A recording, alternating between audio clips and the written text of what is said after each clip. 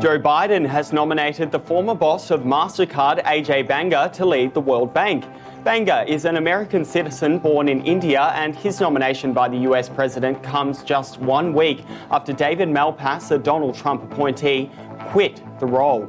The World Bank's governing body will make a decision in May, but America is the organisation's largest shareholder and therefore has traditionally been allowed to put forward a candidate without challenge. Regardless, whoever is successful will oversee a shake-up at the Washington-based institution as it shifts its focus to the climate crisis. Hello, I'm William Howard, and for more, let's bring in Andrea Zanon, a former consultant at the World Bank. Andrea, always great to see you. Nice to be back, William. How crucial is it to get this appointment right? I think there couldn't be a better time to select somebody that has experience in the private sector, but that comes from the global south, that also has a tremendous capability to run global teams and displaying diplomacy. And I do believe that Mr. Banga is an incredible candidate and probably the first non-political appointee. He's also very crisis management mature.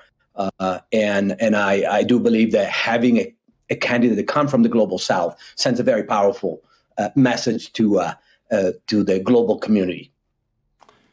Okay, so this appointment is really based around climate change and the climate crisis. For our viewers at home who may not understand, why is the World Bank so invested in this cause? So I joined the World Bank in 2007, and climate change adaptation, climate change mitigation was already progressively integrated in every lending operation, in every analytical work the World Bank pushed. So the World Bank, in spite of all the criticism, has been one of the earliest adopter of the climate agenda.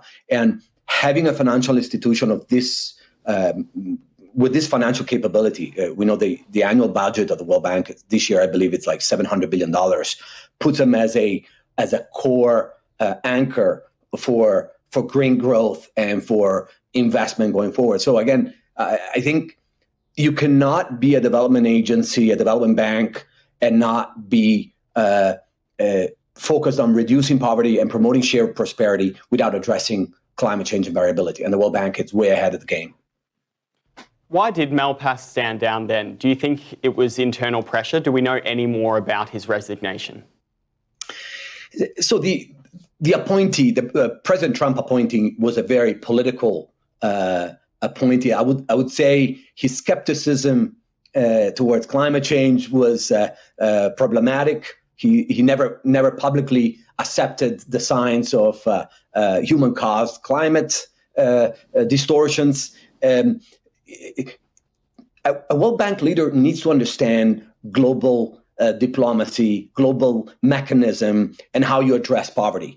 President Malpass was probably not the strongest candidate to run an organization such as the World Bank during a time of a crisis. We do have to understand, however, the complexity of running an organization such as the World Bank during 4 or 5 years of crisis, geopolitical, health, trade wars. So I think it's important also to cut President Malpass some slack and understand that he's done the best he could. Of course, a massive role to undertake, particularly, as you said, throughout the pandemic. John Kerry, who is Biden's climate envoy, says Banga will allow the World Bank to mobilise capital to power the green transition. Do you think it's that simple? It isn't. But, if I look back, I left the World Bank in 2015. I was at the World Bank for 10 years. 5 of these 10 years, I remember the World Bank going through a significant restructuring, which, if I simplify what that means, is the World Bank tried to provide the tools the 21st century emerging markets and poorer country needs. To do that, the World Bank tried to become financially more savvy, more technology focused, and more entrepreneurial. A massive task, and I do think the World Bank has to some extent has failed becoming that actor. because it's transformed itself since the Bretton Woods agreement were signed. But we have to appreciate that.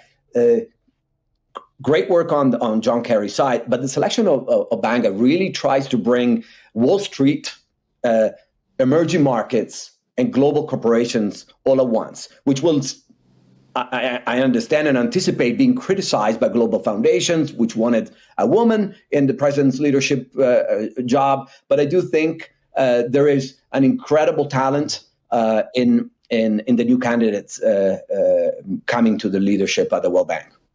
Andrea Zanon, it's always great to chat. Thanks for your time today. A pleasure being here.